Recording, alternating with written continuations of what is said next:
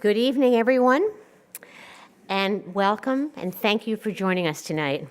I'm Llewellyn Barkin, Founding Director of Caring Kind, and it's my great pleasure to welcome you to our 31st annual research meeting, which has been designed to address issues of critical concern to the Alzheimer's community.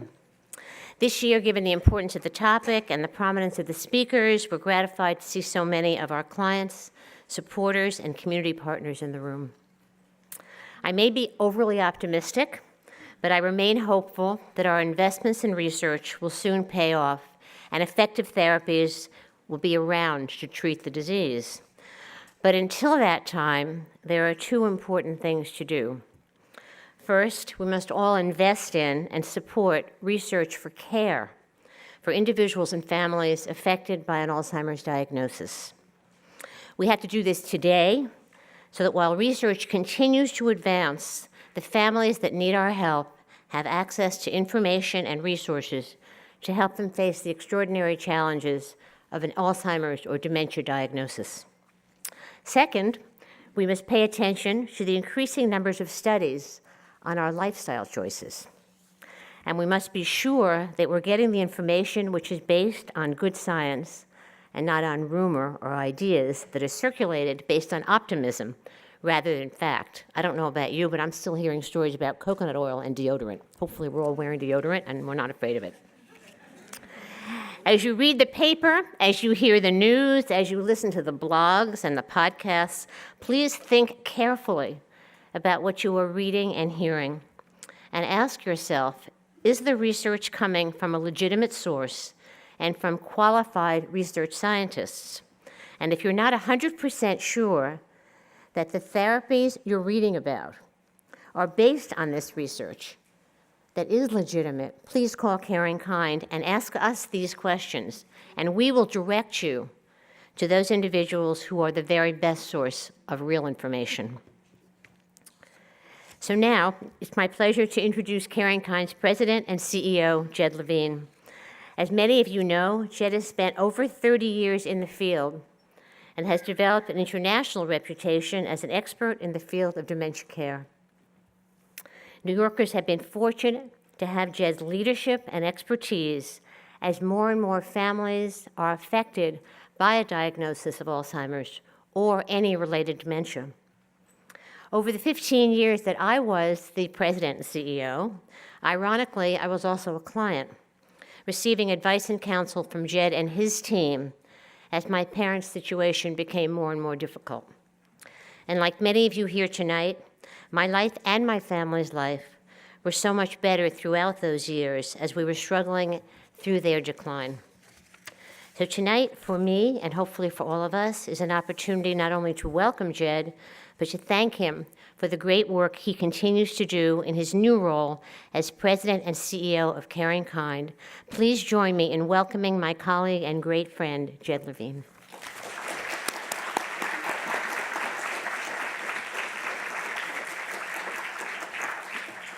Thank you so much, Llewellyn, and welcome everyone to our 31st annual research meeting. I'd first like to recognize current and former board members who are in the audience. On behalf of our clients, I thank them for their ongoing support of Caring Kind and our mission to provide education, care, and support to individuals and families affected by dementia. And this evening would not be possible without support of our wonderful volunteers and as always, our outstanding staff. And we thank the Time Center for once again working with us to make the evening a success.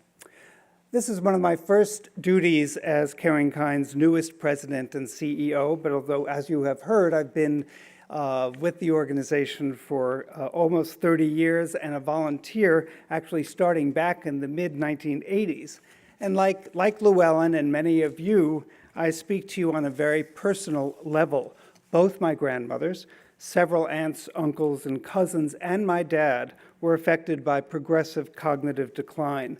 I know the heartbreak of dementia, and I know personally how valuable and important our programs of care and support are for those we serve. How many here are new to Caring Kind? Anybody? quite a few. So I encourage you to come to our table afterwards and learn more about us. I'll tell you a little bit about us. One of our basic principles is that in the absence of a significant treatment, prevention, or cure, the best treatment for somebody with dementia is good care. And that's really what we specialize in at Caring Kind. Our 24-hour helpline, the training programs, social work services, and support groups are a lifeline for caregivers. Thanks to our strong relationship with NYPD, our Medical Alert Wanderers Safety Program protects those who wander. And our Connect to Culture programs make the rich cultural resources of New York City accessible to people with dementia and their families. And this year we are celebrating 3 years of our returning to our independent roots as an organization. And we are very proud of the work that we have done and creating a world where the stigma of an Alzheimer's diagnosis no longer forces families to retreat, but encourages them to reach out and ask for help. So I encourage you, whether you're new to us or whether you're an old friend, to visit the Caring Kind table and learn more about what's happening there. Now to tonight's program. Please note that following the presentations, our panel will respond to as many questions as we have time for, and they'll also be available after the program. Before we start, actually it's a little too late for before we start, please turn off your cell phones or put them on vibrate. And it's now my pleasure to introduce tonight's moderator, returning by popular demand, Dr. Max Gomez, WCBS-TV medical reporter, 9-time Emmy Award-winning journalist, and a good friend of Caring Kind. We were thrilled to honor Max in 2011 with our Public Awareness Award to recognize him for courageously sharing the story of his father, a physician who faced his own struggle and was really a victim in more ways than one of this disease. Dr. Gomez is the co-author of 3 books, the latest of which, Cells Are the New Cure, examines medical breakthroughs, and yes, there's a chapter on Alzheimer's. So please join me in welcoming Dr. Max Gomez. Thank you, Jed. This is, as you reminded me, starting back in 2011 when then the Alzheimers Association was kind enough to honor me with an award. I get the feeling that the association now is a little, and Caring Kind is a little like the Hotel California. You can check out, but you can never leave.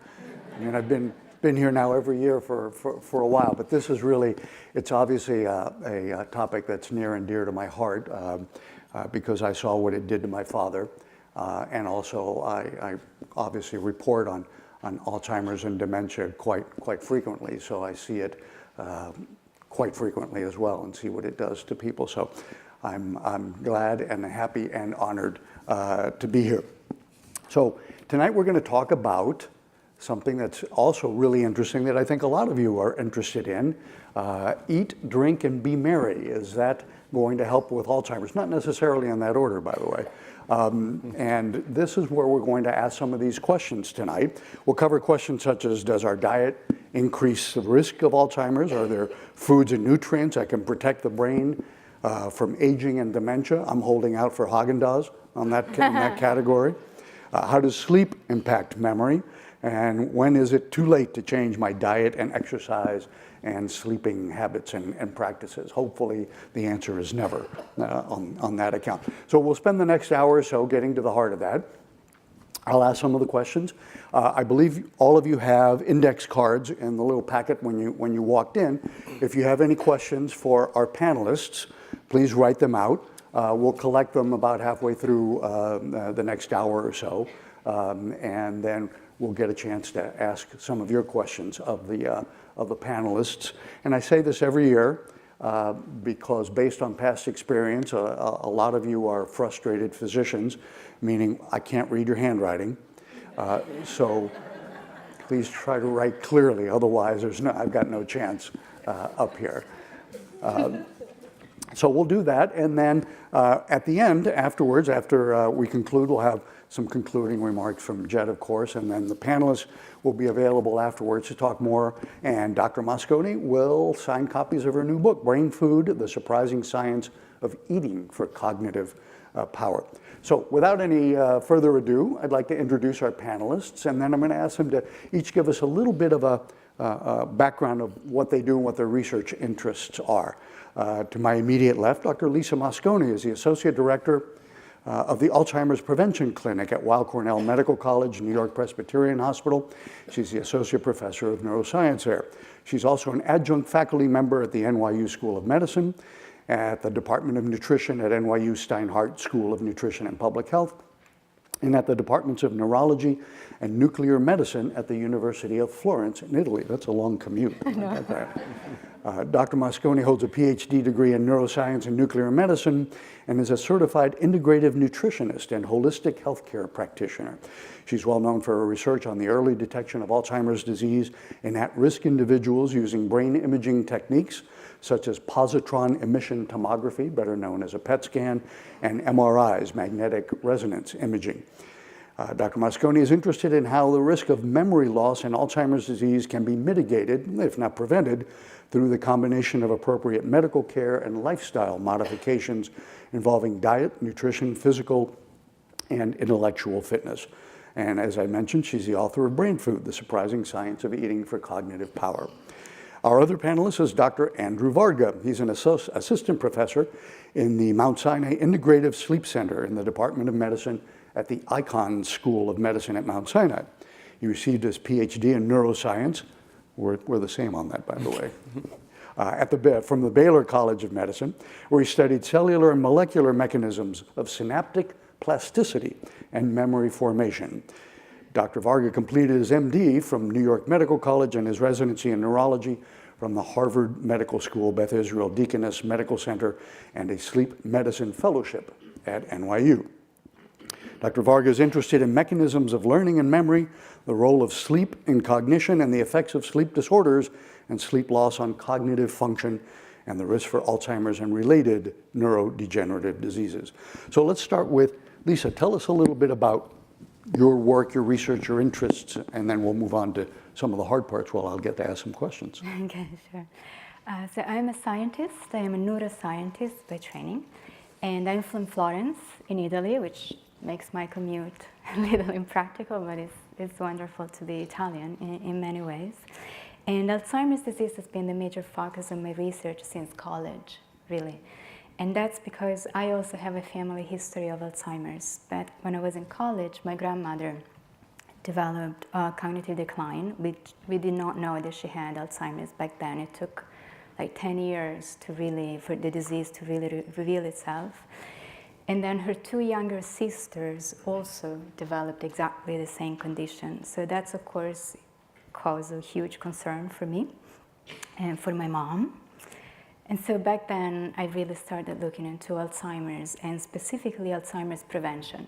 And that's over 15 years ago when basically no one was even, no one would dare use the word prevention for Alzheimer's. And it took many years, and now finally we're in fact talking about Alzheimer's as a potentially modifiable disorder. But back then, I was really interested in genetics.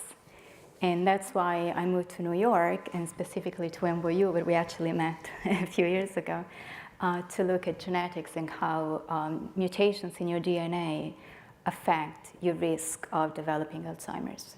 And it's really by looking at genetics that I kind of realized that the risk is real, but it's not really the only story. There's a lot more going on, and the way you live your life is just as important as your genetic background.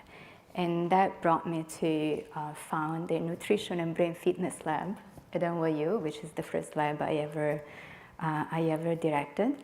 And 2 years ago, I moved to Weill Cornell Medical College, because in 2013, they started the first Alzheimer's prevention clinic in the United States.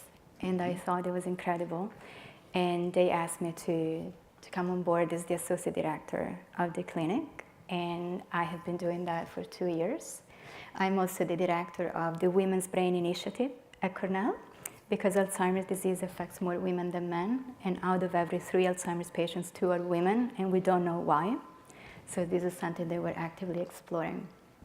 Terrific. And I love food, obviously. I'm going to leave that part about women and their brains We and stuff don't. completely alone.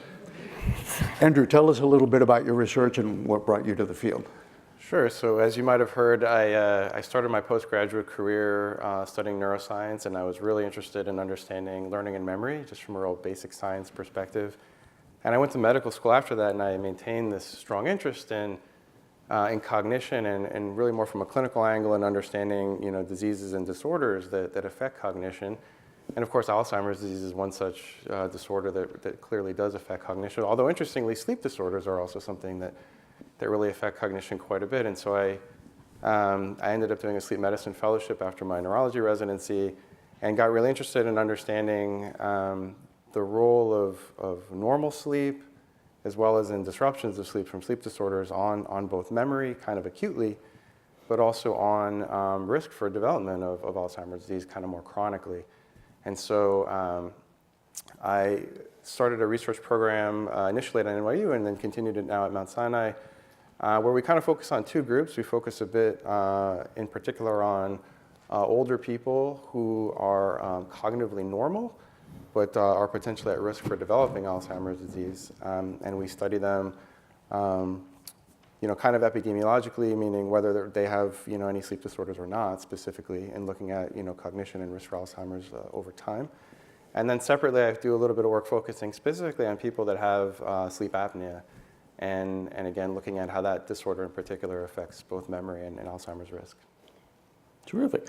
So, and this is really interesting, because I think a lot of people, so far, and as Jed and all of us have talked on a number of occasions before, that right now there's not that much we can do, it appears, once we have Alzheimer's.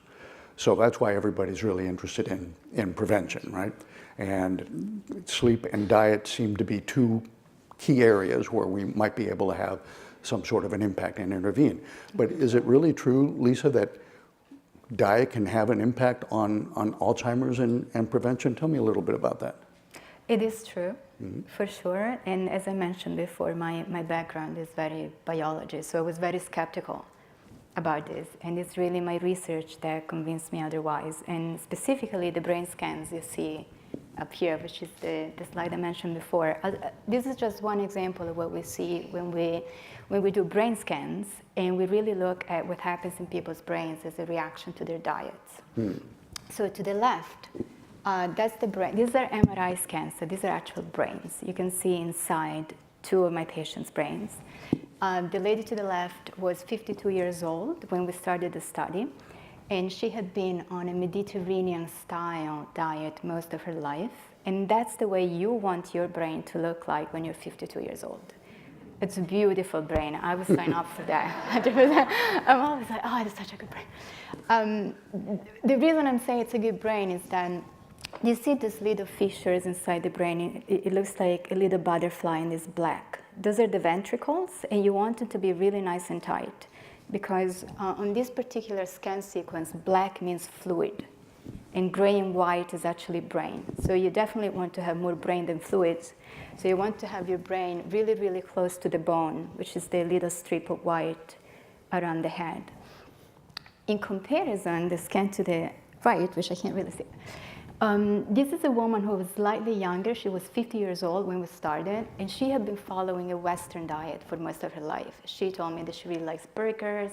She said peanut butter, French fries, very standard Western diet.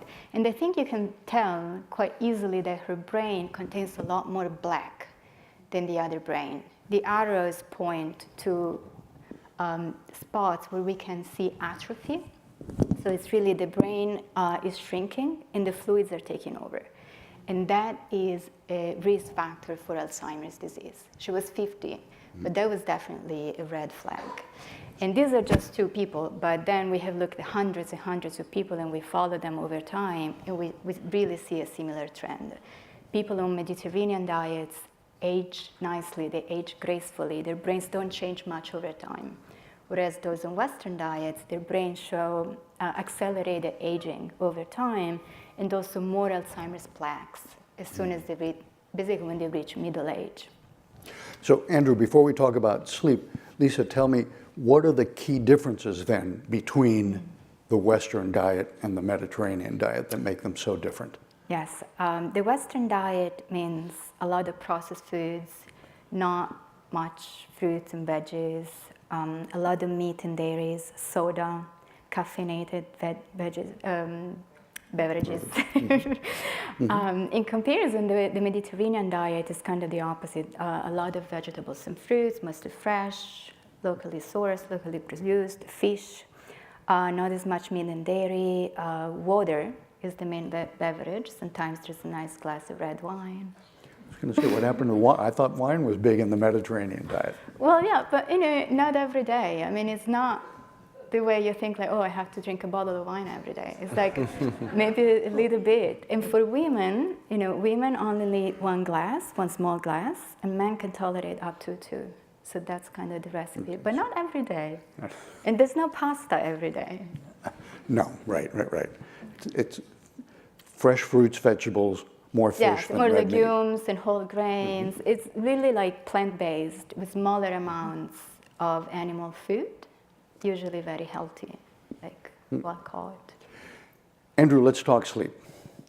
The big question that maybe we should start out with is, why do we sleep? It seems like a waste of time to some people. What's important about, don't get me wrong, I love sleeping. But a lot of people think, do we really need that? What's the is there a biological purpose behind sleep? So if I had the answer for that, I'd probably have a Nobel Prize. Nobody knows for sure what the function of sleep is.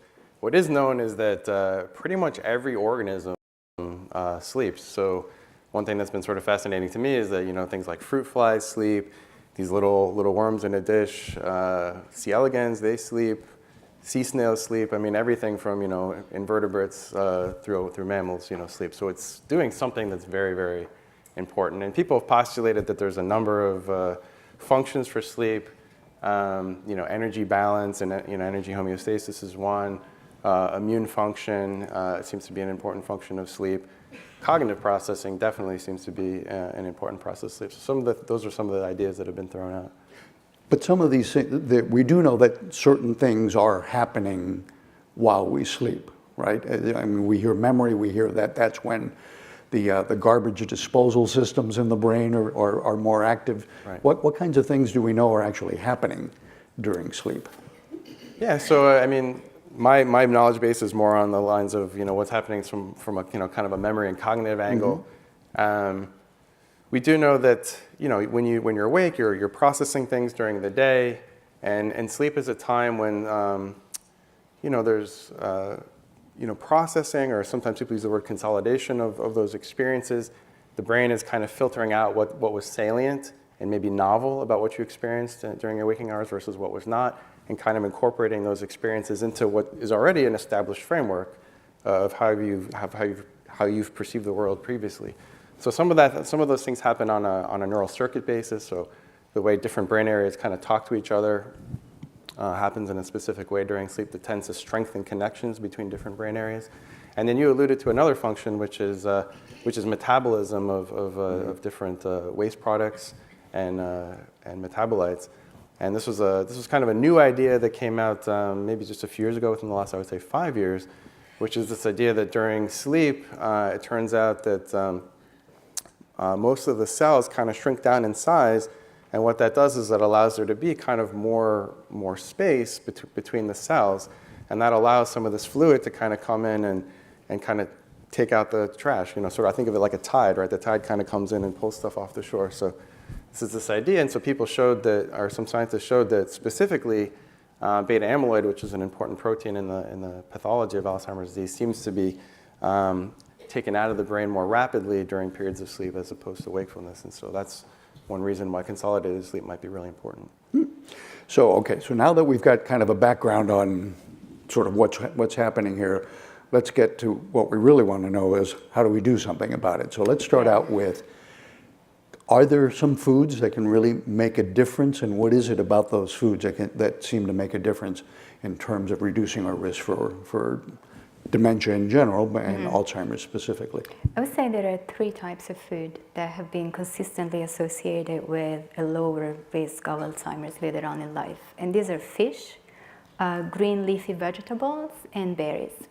And what was the last? Berries, Oh, like berries, raspberries, okay. blueberries. Everybody talks about blueberries, but blackberries are actually better Even for your better. brain. Yes. So the thing about berries is that they're very rich in nutrients that have an antioxidant function, and the brain is a highly metabolically active organ. Most so brains. it's Most brains. Not everybody's brains. So it's very likely to suffer from oxidative stress. And the best way to counteract the oxidative stress is to take antioxidants, especially from food. And berries are a great source of antioxidants for the brain. Fish is really important because fish contains a specific type of omega-3 fat. It's called DHA. And DHA is the most prevalent brain fat. So the brain makes most of its own fat. So cholesterol, saturated fat, if it's in the brain is making those fats on its own. But omega-3 fatty acids are pretty much the only fatty acid that we can contribute from our diet. And DHA is the best one for the brain. And fish and shellfish is really basically the only source. So that's a good reason to do that. And for green leafy vegetables, they're also fantastic sources of a number of vitamins and minerals and phytonutrients, which are disease-fighting nutrients. And there was recently a study showing that if you eat just one salad a day, especially not just iceberg lettuce and some tomato, but a proper salad with a lot of different greens, that keeps your brain younger, the equivalent of 11 years. I mean, consistently, not just once. You know, if you do it every day for a certain amount of time, your brain stays younger. So I think these are good reasons to do that. So it sounds like, I also have a background now with the Heart Association as well. And what I've always heard is that if it's good for your heart, it's good for your brain. Yes. And vice versa, I guess. Yeah. Does that sound? And it's only as good as your arteries are, right? Yes, if your arteries are clogged here, there's a good chance these arteries are clogged here. Yes. And that's not good either. No. Okay, good. That's not good. I'm going to come back to I have another question about antioxidants and things, but Andrew, a lot of people I know, including myself, find that our sleep changes as we age. Is that normal, natural, or is that a sign of something going wrong? Yeah, so there are changes that happen with aging that are thought to be probably normal. Sleep is broadly divided into non-REM and REM stages. REM stands for rapid eye movement sleep. They're very different from one another on a neurochemical basis. And then non-REM sleep is divided further into stages 1, 2, and 3 that reflect increasing levels of depth. So in non-REM stage 3 sleep, which is also called slow wave sleep, you need the strongest stimulus to wake somebody out of that sleep. You need the strongest auditory stimulus. You need the strongest tactile stimulus to wake somebody up. And that stage of sleep, that non-REM stage 3, is a huge part of children's sleep, particularly prepubescent children. It can account for as much as 70% of a child's sleep. And then there tends to be a pretty big dip right after puberty to around maybe 30%. And then that amount of sleep kind of slowly declines over time, so that by the time you're 80 or 90 years old, it might be just about 5 or 10% of your sleep. We do think that that's a potentially normal phenomenon, but we do think that it potentially has consequences on both memory processing and risk for Alzheimer's. There's some other big changes too. One of the other big changes is just sort of an increased incidence of sleep apnea. So that goes up quite a bit with age, to the point that current estimates are that about half of all people, 1 in 2, have sleep apnea around age 70, which is really amazing. But the issue with sleep apnea, in addition to there are other things as far as impact on cardiovascular health and blood pressure and so forth, is it because you're kind of being aroused or kind of these little micro awakenings periodically, and so you don't get into that nice deep level of stage 3 sleep? Yeah, so I mean, there's two main problems with sleep apnea, which are that your levels of oxygen in your blood repetitively go down every time you stop breathing. And then, as you alluded to, every time you take one of these recovery breaths, there is a little arousal that happens. There's a squirt of adrenaline that happens that transiently raises your blood pressure and increases your heart rate. So it's those two things in combination that are thought to be the deleterious features of sleep apnea.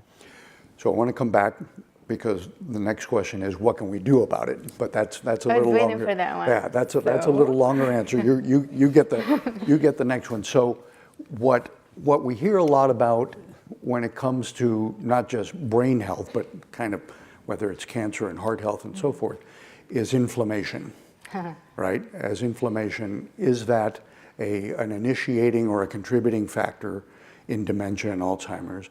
And you mentioned antioxidants. Yes.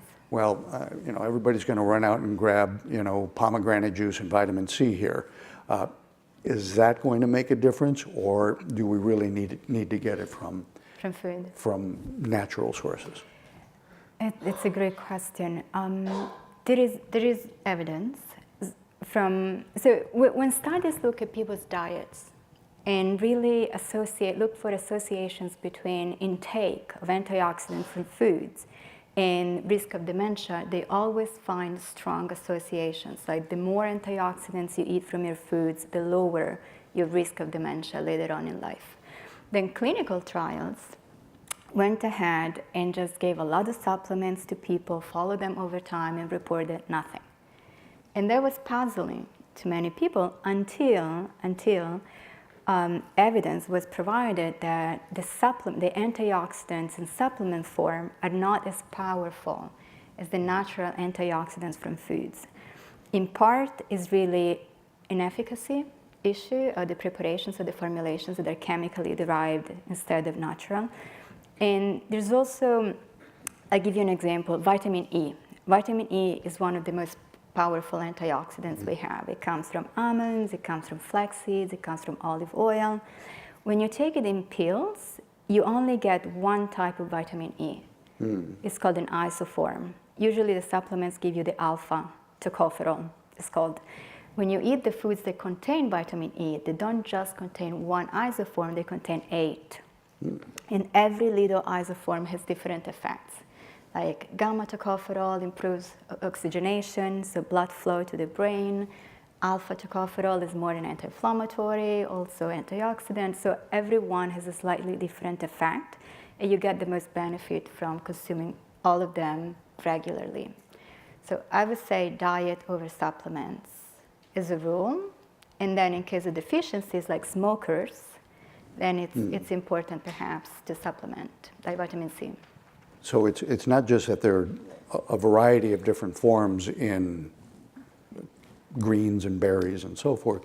It could very well be that there's some kind of phytonutrient interaction here that's all of which is making it much more effective if you get it in your diet. Yes. So you're stuck with The salads, guys. nutrient synergy.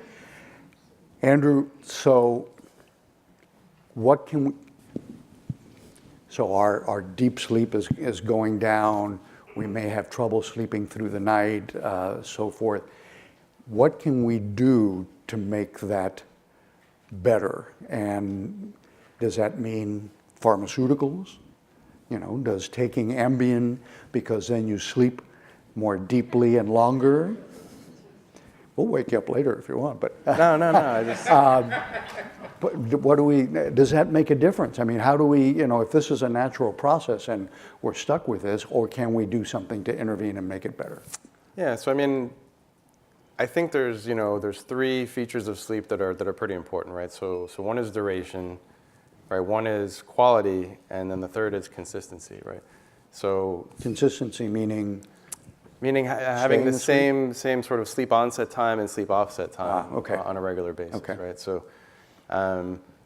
you would think that so duration seems obvious, and you would think that we have a pretty standard answer about what optimal sleep duration is. But again, I'd say there's a big gray zone.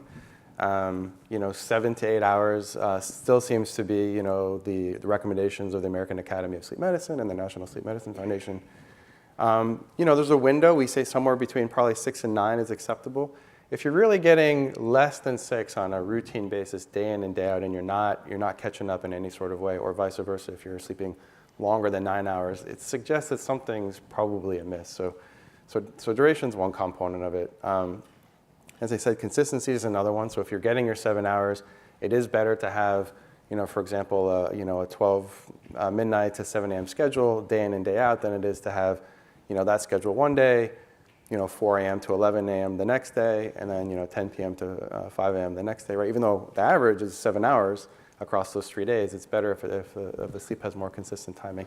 And then the third is quality, right? You want your sleep of whatever duration it's going to be fairly well consolidated and continuous, and not being broken up and fragmented by different things. And so, I think to answer your question, the first thing is to sort of ask yourself those 2 questions, right? Am I getting enough sleep? Is it consistent? And is it continuous? And if the answer is no, then it begs a question of sort of why, and it may prompt seeking medical treatment from somebody. But do we know whether, for example, Ambien, for one, or some of the other sleep aids, melatonin, those sorts of things, that may have an impact may help what we think is improving our sleep, but is it actually improving the kind of sleep that's going to make a difference for Alzheimer's and dementia?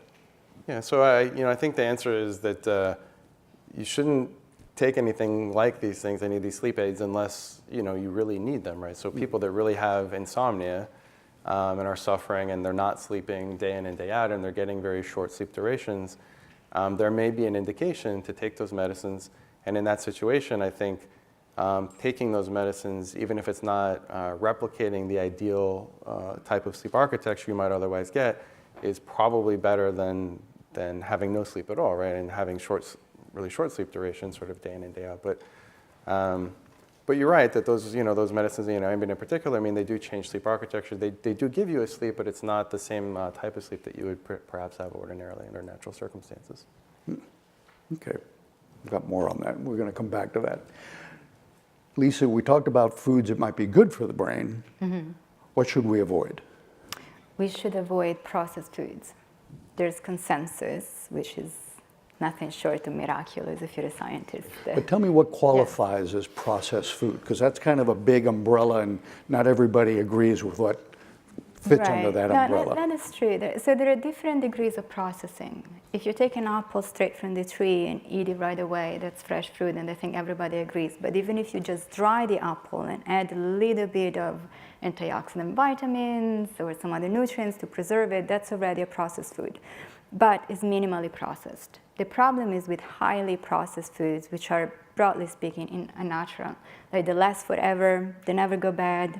You get a soup in a can, it's good for 5 years. Those kind of things. Processed foods contain all sorts of chemicals that we should not be associating with the food, really. So if you read the label, you'll find all sorts of chemical names that you do not recognize. And if there are more than 5, that's a processed food. And processed foods have been associated with an increased risk of Alzheimer's disease and cancer, especially in postmenopausal women. So I think we should take it very seriously. And one of the reasons that people believe processed foods are so bad for you and for your brain is that many contain trans-saturated fatty acids. Mm. So trans-unsaturated fats or trans fats are the worst type of fat you can ingest. And they're very often hidden because if a food contains less than 0.5 grams of trans-saturated fats per serving, the manufacturer doesn't have to disclose it. Mm. But if you eat 2 servings of something that contains 0.49 grams of trans fats per serving, you're almost eating 1 serving. You're almost eating 1 gram of trans-saturated fat. And there's evidence from large-scale longitudinal studies that people who consume as little as 2 grams of trans fats a day have twice the risk of dementia as compared to people who eat less than 1 gram a day. So it takes very, very little to disrupt the body, and actually it's through inflammation that you mentioned before. These fats seem to trigger an enormous amount of inflammation in the body that affects your heart and your brain and the connection between the heart and the brain. But now we've heard a lot about how they're being taken out of foods, but what you're saying is that there could, if Yes it's and below no. a certain Yeah. threshold, they might still be in there. They may still be there. So the best thing to do is to read the labels. And if you find anything that says partially hydrogenated oils or hydrogenated oils of any sort, canola, safflower, sunflower, any oil that is either partially hydrogenated or hydrogenated, that's a trans fat. And if there's Even if anything, it doesn't show up on the label and they say Got it. 0 grams trans fat, if it's on the label, the name, it means it's in there. and if there are ingredients in the label that you can't pronounce, that qualifies. Toss it. That's, Yes. that's a processed food that you shouldn't be eating. It's gotta go, yes. So Andrew, you mentioned consistency of sleep, and this is, I'm a little curious about that because these days we have so many people who are doing shift work and their sleep is moving all the time. Do we have any really decent studies on the effects of that kind of changing sleep patterns on dementia or Alzheimer's? Do we know whether that has an impact? So I don't know that there have been any studies looking specifically at shift work with dementia, but it's really generally bad for your health. So people that are shift workers, I mean, they have a earlier mortality. They die much earlier than people that don't do shift work, and it has to do with just circadian dysregulation, right? I mean, everybody has a circadian rhythm. Circadian rhythm is driven largely by light. Right, so it's normal for us to be awake during the day when there's natural daylight and sleep at night when there's not. And so when you try to sleep outside that sort of natural pattern, your sleep is just not as efficient. You don't get into some of the deeper sleep stages. The duration tends to be just naturally shorter when you're trying to sleep during daylight hours. And it leads to a lot of stresses on the body. Avoid it if you can, I would say so. but sometimes you have to do it. But sometimes, right. As we keep going here, if you guys have questions, why don't you pass your index cards out to the aisle in one direction or another, and we'll have some of our staff come by to pick them up so we can take a look at them and hopefully answer some of your other questions that we're not getting to here. So Lisa, we talked about supplements, that it's better to get them in natural foods. Yeah. It sounds like, and this is another thing that I've often heard, like, when it comes to processed foods, if you can't pronounce the ingredients, don't eat that. Yeah. You want colorful Yeah. foods. Eat the rainbow. You want dark greens, reds, yellows, all of that. That kind of variety and that kind of color indicates that you've got more of the kinds of things that might be useful in terms of holding off Alzheimer's. Yes, I think that's a very good guideline to really make sure that every meal is a rainbow. And a lot of people say that, but there's a lot of truth to that. It's the combination of multiple nutrients that really support health. And we as a society, we tend to just focus on very specific nutrients because the doctors tell us, right? We need vitamin B12, we need omega-3 fatty acids, but there are so many other nutrients that we just never talk about. And they exist in nature, and there's also a variety of phytonutrients. They're nutrients from plants, and they're just as important, like beta-carotene, lutein. There are so many nutrients that have very strong antioxidant functions, and they really promote healthy cellular aging. They actually slow down cellular aging. So I think that also when you say variety of foods, I'm assuming we're talking about plant-based foods, right? Yeah. Right. So if you have Well, that's different where you get most of cheeses, it's not necessarily, yes. Real color, not the artificial, Real color. not color that's added to turn things different colors. And what about cooking?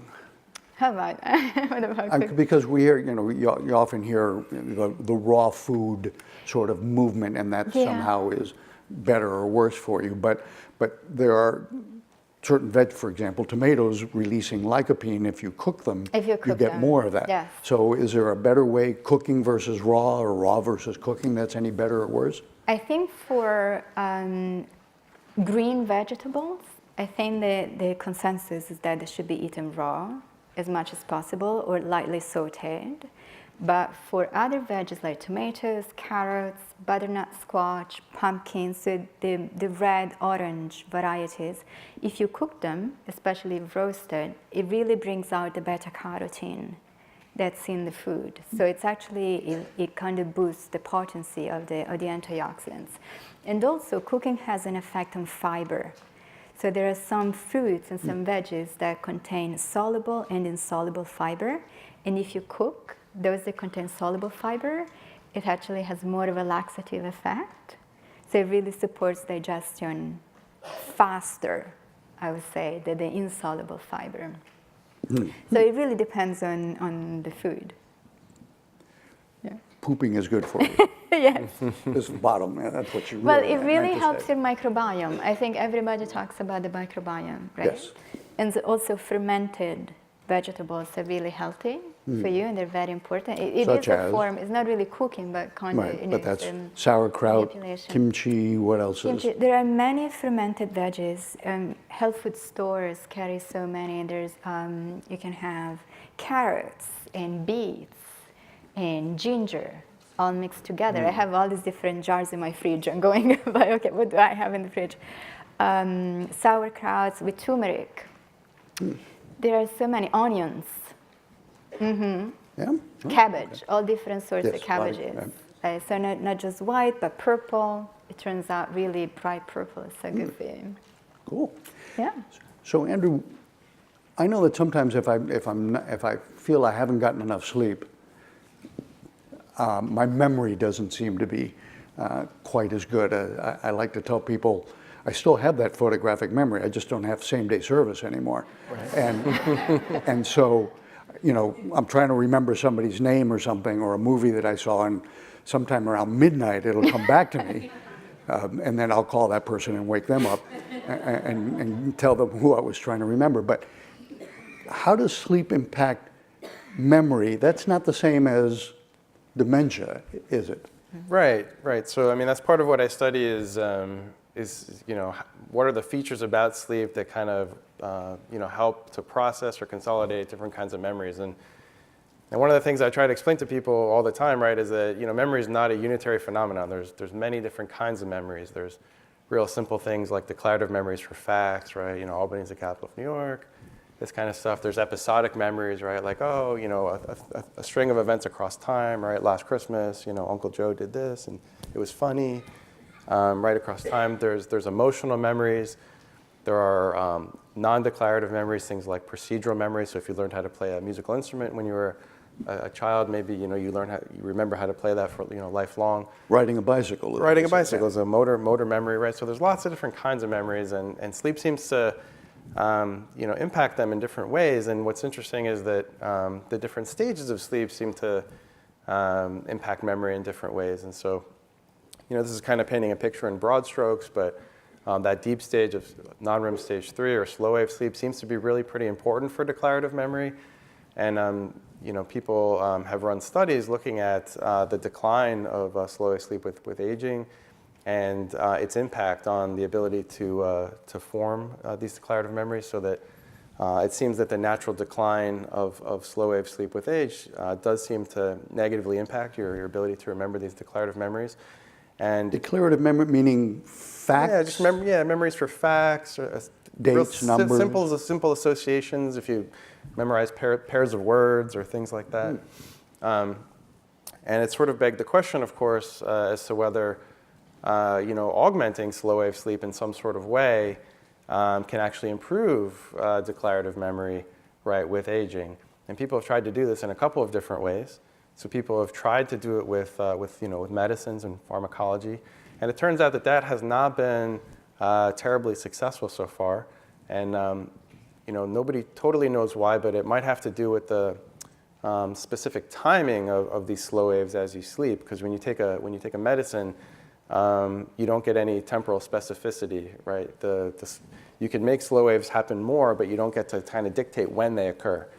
However, the order that this happens may be as important. Right, and so it turns out that you can dictate the timing of slow waves if you use some different interventions. So this sounds like science fiction, but people actually use transcranial magnetic stimulation or electrical stimulation to specifically time slow waves. And it turns out that when you do that, you can actually augment people's memory across a period of sleep. So if you have them memorize a list of word pairs and then either give them the stimulation or don't and then retest them afterward, you can boost this. And this was shown initially in some younger people, some college-age kids initially, and then more recently they showed it in a population of older people who are around age 70, and the same effect was seen. So that has some promise there. So as you were saying that, it occurred to me that, because I've read a little bit about this, about what modern technology, particularly all of our electronic devices, have done to our brains and changing our brains, and whether or not we've essentially outsourced our declarative memory to Google. Do we have any idea whether, if particularly young people, they're not trying to memorize as much, it seems, as we used to, because I can pull it up in 30 seconds, almost any factoid that I need. What is that going to have some kind of an impact, do you think? I definitely think it might. I mean, I actually find this totally fascinating because, I remember as a kid, I had a bunch of friends and I knew each of their phone numbers, their 7-digit phone numbers by heart, and I didn't have anything. I didn't have a phone, I didn't have a Rolodex. I mean, I just had it up here. And now absolutely, my kids, nobody uses this stuff. And memory is definitely use dependent. So the more you use your memory, the better it is. And the less you use it, the more you rely on electronic devices, I think, the less strong it is. And so I don't know what the answer is. I think time will tell as, the current young generation gets to be older, whether or not there's a greater decline. I mean, who knows? Maybe they're just using their memories for different things. So I was thinking alternative pathways, perhaps. Yeah, for different things, yeah. Interesting. Wow. So I'm going to go through these here in a second, but Lisa, come back to me. We have a range of ages in our audience. That was polite, don't you think? Is it ever too late to change your diet and start doing the right things when it comes to eating? No, it's never too late. The impact of diet on brain health and cognition has been tested at pretty much all ages. There's evidence that it really makes a difference if you're in your 20s, 30s, 40s, 60s, 70s, 80s. And across the board, it's always been shown to be good for you. I think if we're thinking about Alzheimer's prevention, obviously the best time to change your diet is before you have Alzheimer's. But I think at any age, right, it just comes out. But I think at any age, it's just something that is really important to do because it costs nothing. Right. It's entirely in our control. It's even fun to think about all the different foods and meals that one can consume. And I think the sooner you start, the easier it will be to see a change. And if you start later on in life, you just need to pay extra attention, I think. And also don't expect to see changes in 3 weeks.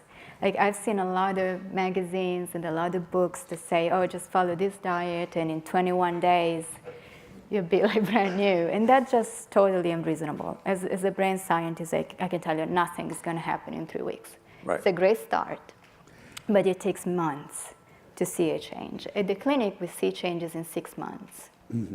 It has to be a sustainable, whether it's in sleep or diet. Yes. This is not something that you do for a little while and then get away from it. What we're talking about is really a change in lifestyle going forward, hopefully forever and ever. Yes, it's really changing your lifestyle to help your brain. And I think as a society, we're used to thinking that we feed our bodies and then whatever we eat changes our waistline or perhaps our choice of clothing. But the same foods really feed our brains and change not just the way we look, but also the way we think. So it's really important that we start to refocus attention on food, not just something you put inside your mouth just when you're hungry, but it's something that has a function inside your body and inside your brain. Before I get back to Annika, because this is almost always at the top of the question. What about dark chocolate? Ooh. So I'm very glad you asked what it was.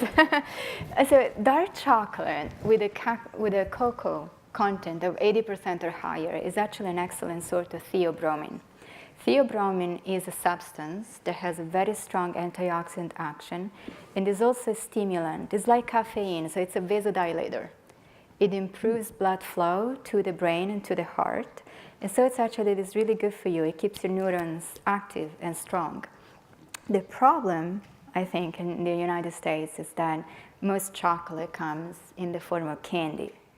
And candy contains, first of all, it's more like milk chocolate than dark chocolate. Mm-hmm. So it's more fat than antioxidants. And also contains an enormous amount of sugar. Mm-hmm. And flavorings and additives and colorants, and that is not healthy chocolate. But real chocolate, like real good quality chocolate, the darker the better. If you can do 90%, if you can tolerate it. Because it tends to be bitter. It's bitter, but that's the thing. It's not dessert. It's not meant to be. And what's the point? It's not meant to be dessert. Okay, all right. But no, so you should have a little bit. So Andrew, here's something that I'm a big fan of, naps. If you're not getting enough, let's say you've got 4, 5, 6 hours, or maybe you get tired later, you take a nap, or is 2 4-hour bouts of sleep the same as 8 hours all the way through? What do we know about that? Yeah, so this kind of goes back to what I said earlier, which is you want your sleep to be of a sufficient duration. If the reason why you're napping is because you're just so exhausted because you only slept 4 or 5 hours the night before, and that's what you do day in and day out, and that's probably not a great thing. And we do suggest that you try to consolidate your sleep all in one chunk. So try to take that nap and move it to where the rest of your sleep ordinarily is.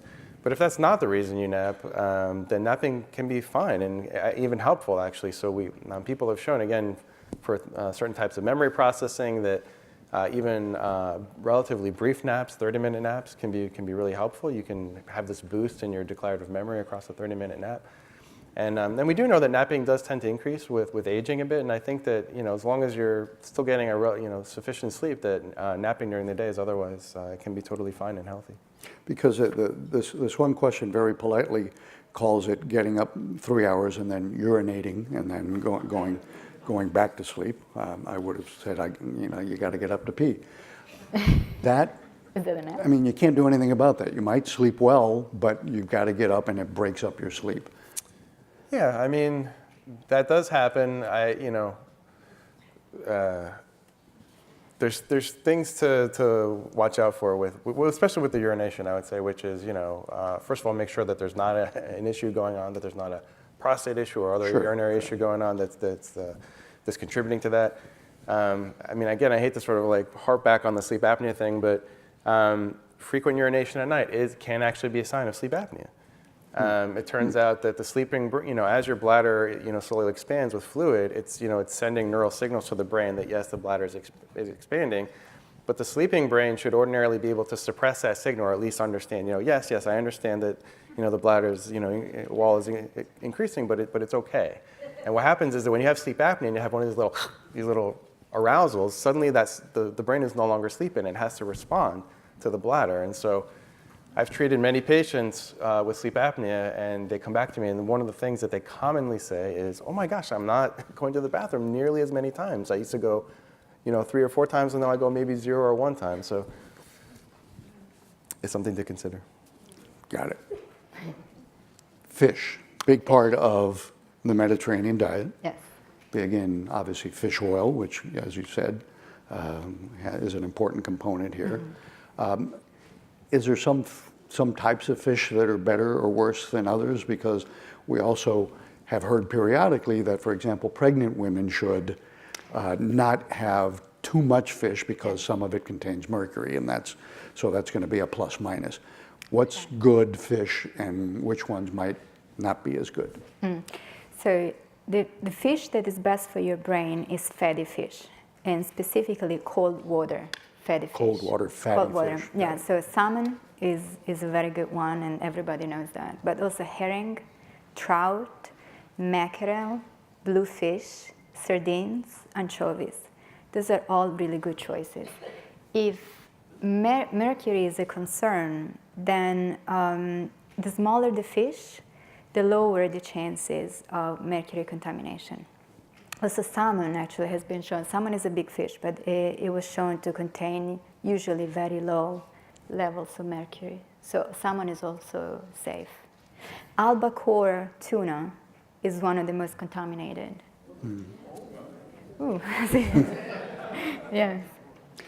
And swordfish, I understand. Swordfish is, Is yeah, all- I was trying to think about it. Yeah, Yeah, thank you. that's- Swordfish and albacore tuna fish are the two, and the king mackerel.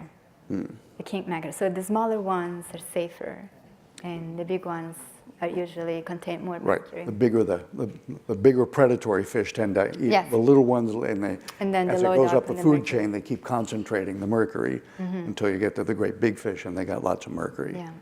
All right, so there you go. No more albacore tuna for you guys. Andrew, what about these little sleep monitors, Fitbit? I don't know if my Apple Watch does anything for me or monitors that or not, but I haven't figured out how to use it yet. Are those useful at all?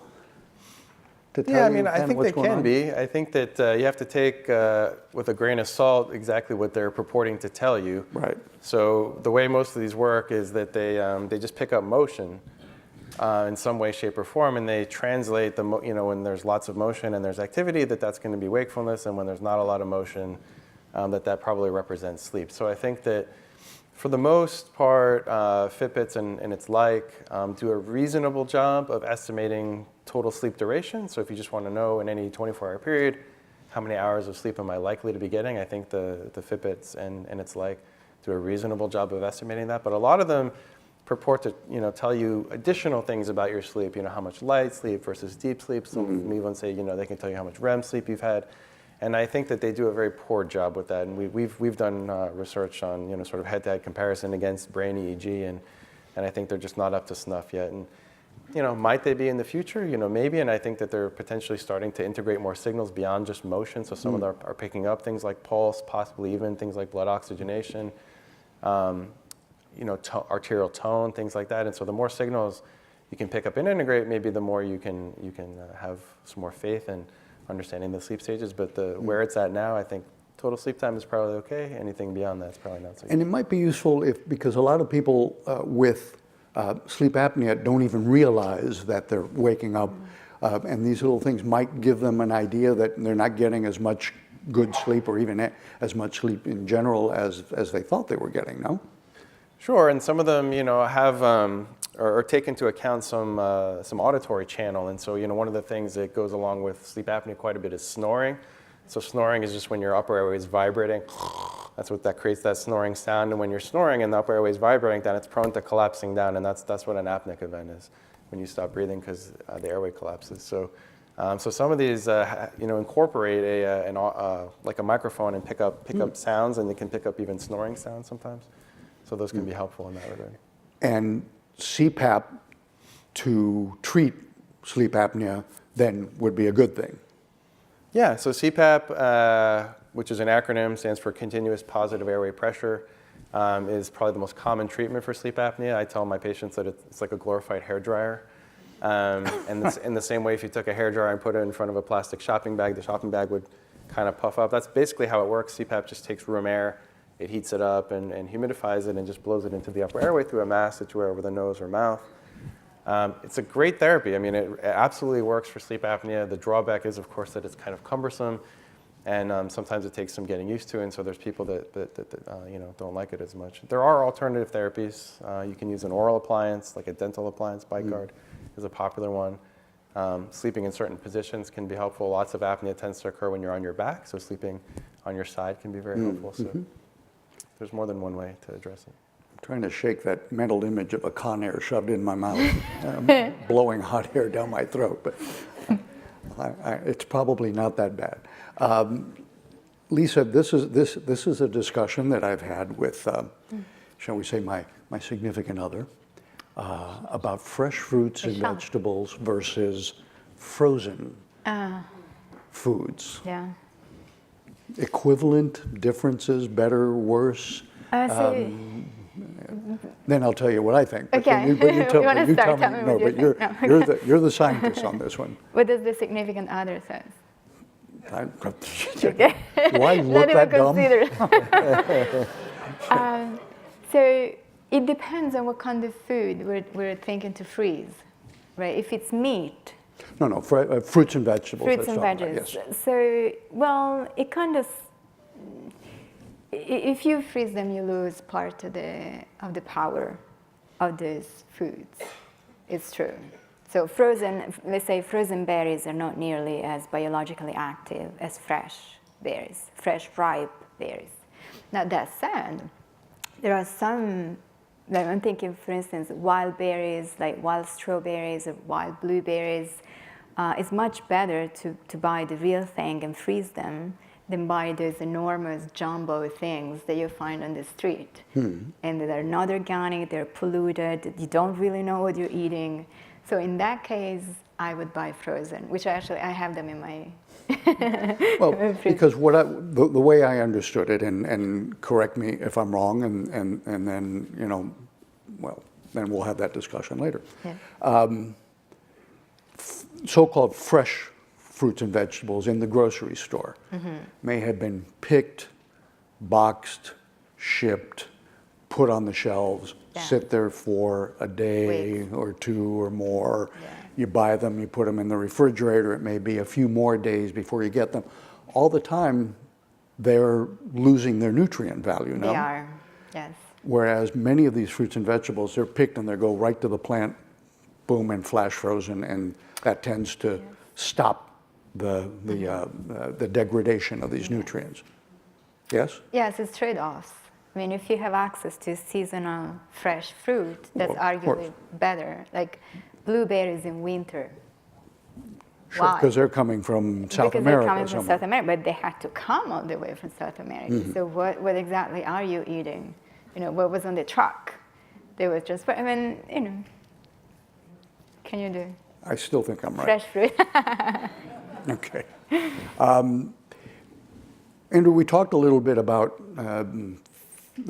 sort of pharmaceutical ways of enhancing this. People talk about natural ways such as melatonin, and I've heard kind of pros and cons about that. Do you have any thoughts on melatonin?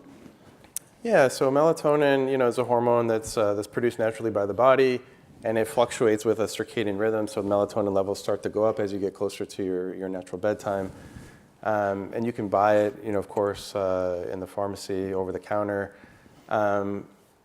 It's not regulated by the FDA. So there was an interesting study that came out a year or two ago that actually looked at it. It didn't look like brand by brand, but it looked at just how the melatonin's coming, whether it's coming in a liquid form, whether it's coming in a capsule form, whether it's coming in a tablet form. And the basic consensus was that the tablet form was the most consistently delivered the dose that it was saying, with the least sort of contaminating parts to it. Melatonin as a supplement for sleep, I think, has a very mild effect. So I think if you're having, a little bit of insomnia, taking melatonin at levels of around, let's say, 5 to 10 milligrams, probably can have a pretty mild effect. The way I tend to use it more clinically is for shifting your circadian phase. So particularly with jet lag, or with anybody who has either a very advanced or very delayed circadian phase, meaning just sort of a natural tendency to go to bed very late or a natural tendency to go to bed very early, you can use melatonin to adjust the phase. And you'd want to take it in a very different way than you take it for the purpose of sleep. So most people take melatonin for sleep, just, whatever, 5 or 10 minutes before they go to sleep. For shifting your circadian phase, you actually want to take it at very low doses, so probably about 0.5 milligram or no more than 1 milligram. And you actually want to take it about 4 hours before your intended bedtime. So it's a really different way of taking it, but it can be very effective for shifting your phase in that way. And what you mentioned, I think, as when it comes to melatonin, is probably the same cautionary tale when it comes to supplements, is you don't always know what you're getting in these, because they're not really well or at all regulated. So you need to be very careful with what you're taking because you may not be getting what you think you're getting. Yes, and many people just take a multivitamin, assuming, oh, that's it. You know, I have just one pill I need to take, it's all my vitamins, I'm done. But in reality, the dosage of different nutrients varies greatly between different formulations, and many multivitamins are very high in minerals, like iron, copper, zinc, transition metals that actually affect your brain if taken at very high dosages. So just a little bit is good for you, but I think we all, I mean, as long as you eat meat once in a while, I think you should have enough in your system. And if you take the extra minerals in your vitamins, they're actually potentially not so good for you. That's something to think about. We talked about the Mediterranean diet. They must eat some dessert. Yes, we do. You gotta have some dessert. For sure. I know that tiramisu is big I was thinking about it. is big in Italy, and they also have the Italian But how the often Mediterranean diet. tiramisu? Like my mom makes it like twice a year. Makes what? Tiramisu. I love tiramisu. But twice a year. Just twice a year. Yeah, it's not like you know, Well, what do they eat the rest of the time? Christmas and Easter. Well, no, but what about dessert? So what is an okay, or is there an okay? Is that a question? What is Yes, Mediterranean well, dessert? Oh, that's nice. don't worry about whether it's a question or not. That's what I want to know. I'm asking the questions here. What do you do for dessert with a Mediterranean diet? Gelato. Gelato, okay, I Ice love cream, gelato. but you know, freshly made, natural ingredients, hazelnut kind of thing. A little bit of gelato. I think Macedonia is a very common one. It's a fruit salad Okay. with a lot of different fruits and just a little bit of lemon juice and honey. We don't eat a lot of sugar. We don't use it a lot, even in desserts. Crostata di frutta is another one. There's a lot of fruit. And the bottom line is it's moderation in everything. Yes, it's no more than, I would say, dessert is maybe on Sunday. After lunch, you have a little bit, and it's really tiny. Like when I moved to New York and they gave me this enormous slice, it's okay, because is it just for me? So this is heaven. So that whole pint of gelato is not what you want to go. A spoonful or two. They're very small. Also, I was born and raised in Italy, but I went to school in France, at a French high school, and they're even more careful because their foods are actually a little bit more fat. They contain more fat than in Italy, and so the portion size gets smaller and smaller. And by the way, this is something I just found out this summer. The difference between, I've been wanting to learn the difference here for a long time, between gelato and ice cream.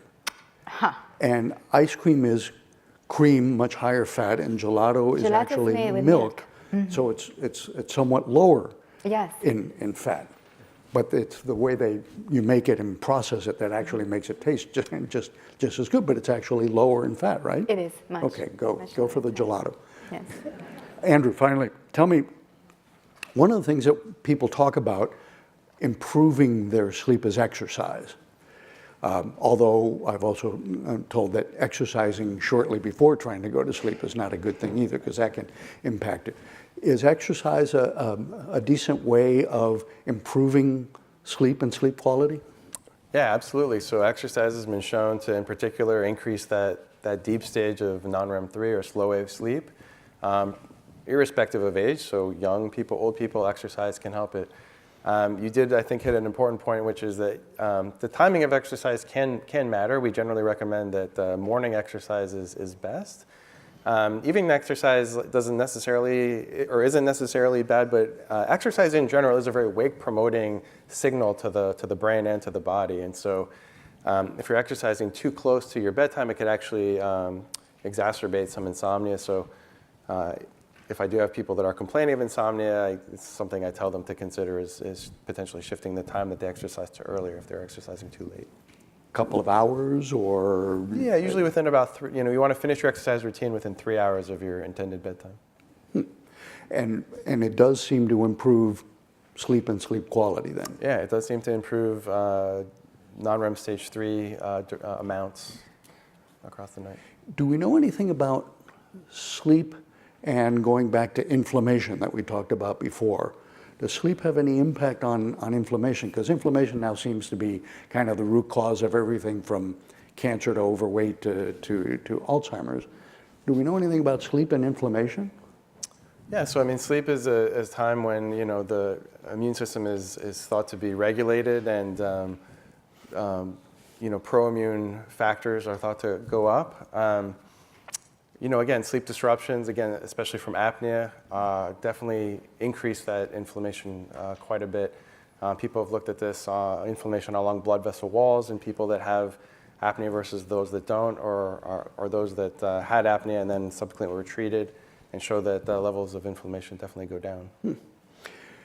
One of the questions here, which I think is interesting, and it kind of relates to something that we often talk about at these meetings, is being involved in studies and clinical trials, because that's really the only way we will advance the science, right? Yeah. How can people be involved in trials that you guys are doing? Do I start? Go. So the Alzheimer's Prevention Clinic at Weill Cornell is on the Upper East Side. We work with people of any age, between 20 and any age. We tend to work with those who have a family history of Alzheimer's or other risk factors for Alzheimer's disease, because of course we're trying to prevent Alzheimer's, so there has to be some kind of predisposition that we're able to address. And the way we do it is that I think we have a fantastic staff. Our director, Dr. Richard Isaacson, whom I'm sure some of you may know, is a genius. I don't know how he does what he does, right? It's almost like magic sometimes. And we have a staff, we have preventive cardiologists, we have neuroendocrinologists, we have imaging specialists, we have people who do brain scans like me, we have the nurse practitioner, we have neuropsych, cognitive testers. So we really can offer a very comprehensive evaluation that looks at every possible risk factor that we can think of. And then we address them. So we use a precision medicine framework where every person is different, and we never just give the same recommendation to everybody. But people can reach. People can apply, yes, sorry. Reach you through the center? Yes. Or is there a yes, website yes. then? There is a website, the Weill Cornell Alzheimer's Prevention Clinic. There is our contact information is there. The secretary takes calls every day. We're reachable by email, by phone. And we don't take walk-ins, so we do have 5 secretaries who are absolutely lovely. And it's very easy to get in touch with us. There's a screening process, And of you'll be talking about that one. And we will be talking about it if you're interested. So Andrew, are sleep studies then important as well, and can people volunteer for that? Yes, absolutely. So we have quite a number of studies that are ongoing. As I mentioned earlier, we have a focus in some regard on people that are a little bit older, so generally between ages 60 and above, are eligible to participate in some longitudinal studies where we we do some memory testing, we do some brain imaging, we have people do sleep studies, and we look at correlations between these variables at cross-section, and then we like to have people come back a year, 2 years, 5 years later and look at these things longitudinally. I should mention that we have a specific arm of this study that's very specifically interested in the sleep of minorities. So that's just about to get underway. And then we have other studies that focus across really any age, so you can be younger, older. And there again, we have 2 arms. We have one arm that's kind of focused more on people that do have sleep apnea and are already treated, most typically with CPAP. And we do some acute memory testing before and after sleep. And then we also have a study where we actually want people not to have any apnea. We want people to be pretty normal sleep breathers. And there we're testing the role of different sleep stages, and we do some functional imaging. We have people play a little video game maze inside an fMRI scanner before and after sleep. So these are some of the ongoing studies that we have going on in my lab. But they can come and also volunteer and see if they qualify for Yeah, these absolutely. different studies. Contactable by email. I'm just andrew.varga@mssm.edu. You can look me up online. Okay, very good. So before we wrap up here, I like to ask our panelists briefly the take-home message. What do you want? What can people do in terms of real take-home message? Something they can do as far as diet, and something they can do as far as sleep. That if they, if there's just 1 or 2 things that they can go home and try to do to say, you know, I'm doing something to ward off dementia? What would you say as far as food Yes. and diet? I think that the number one tip is no processed food. And I think this is really encompassing, because if you're not eating processed food, you're naturally eating a lot less sugar, refined grains, refined fat, too much salt. You know, that goes with the processed food right away. And then focus on foods that are known to be really healthy across the board. They're good for your heart, they're good for your brain, they're good for your stomach, they're good for you. Okay, good, fair. That's something to take home. Andrew, what are you going to tell? Yeah, I think probably two things. I mean, one thing is to, you know, recognize if you have a sleep disorder. As I was alluding to, apnea is extraordinarily common. If you snore, if you're sleepy for unexplained reasons, even though you're getting what seems to be sufficient durations of sleep, it would be really important to get checked out. And in particular, because our research and many other groups have shown that treatment of apnea is something that can actually really stave off the development of dementia and Alzheimer's disease. And then if you're sure that you don't have a sleep disorder, my other take-home message would be to really say to make sleep a priority. You know, people do focus, I think, on their diet a lot. I think they focus on exercise, and I think sleep is a pillar that really should be up there with those other two. But, you know, in order for you to achieve benefit from it, you need to really make it a priority. Meaning that you want to focus on these factors that I talked about. You want to make sure you're getting enough sleep, that it's consistent and it's good quality. Lisa, you want to say one more thing Yes, for I want us? to say one more thing. Don't go for trends, for diets. Because like Andrew was Avoid the saying, fads. avoid the fads. So there are diets that come out every day. A few years ago, everybody was vegan. Now everybody goes very high fat, nobody touches grains. Those are extremes. This is not science. We really tend to treat diet like fashion a little bit, but science doesn't work that way. And there are traditions that work and that are proven to really be scientifically helpful to so many people. Mm-hmm. So I think it's really good to be cautious and not just jump on the latest if they're promising extravaganza. If they're promising the world, the chances are it ain't going to work. So I think the take-home is just go home, have a salad, and go to sleep. Much healthier. I want to thank our panelists, Thank Dr. you. Andrew Varga, Dr. Lisa Mosconi. Thank you. Terrific. Thank you, guys. And Dr. Max Gomez. And as always, for our very important parting thoughts, Jed Levine. Thank you, and thank the panelists. Wow, you guys, and Max, you are once again did a phenomenal job of moderating tonight's panel. And Lisa and Andrew, thank you. This was fascinating, and even though I think we've heard many of these messages today in some form, it was a really kind of cohesive message, and I really appreciate that. You know, as exciting as the work that our researchers are doing, and that their colleagues are doing all over.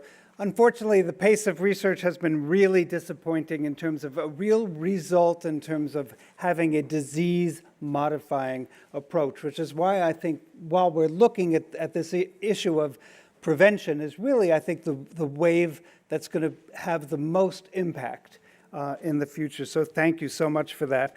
If you want to hear more from Lisa Mosconi, you can come to our website. She taped a podcast. We have a new podcast series called Caregiver Storyteller. And so Lisa shared her story, as did Dr. Gomez. Max did as well. So you're welcome to take a look at that and listen to that. I want to make sure that everybody understands that research, even though certainly we focus on care, research and advocacy are still very much a part of our mission. And if you are looking to participate in a clinical trial or a study, go to our website and just go to, it's caringkindnyc.org, hit Alzheimer's and Dementia, and then go to clinical trials, and a little blue box will pop up that says match to clinical trials in 60 seconds. So all the clinical trials that are on clinicaltrials.gov are there. You put in some information, and literally within a minute or two, you're going to find the trials that you're going to be eligible for within the geographic location that you have indicated. So it's a really easy tool to find a clinical trial. If you need information about how to find either Dr. Varga or Dr. Mosconi, you can call our helpline at 646-744-2900, and we can direct you to them. So let me also say, just in terms of research, that we passed a real milestone this fall, that we have, thanks to the advocacy of Caring Kind and our partner organizations in the LEAD Coalition, we now can say that Congress recently approved a $425 million increase for Alzheimer's research at the National Institutes of Health. It brings us to $2.3 billion a year. That's a real milestone, because the researchers have been telling us for years that they need to be at the level of at least $2 billion a year. So thanks to all of our advocacy and that of our partners, it's really made a difference.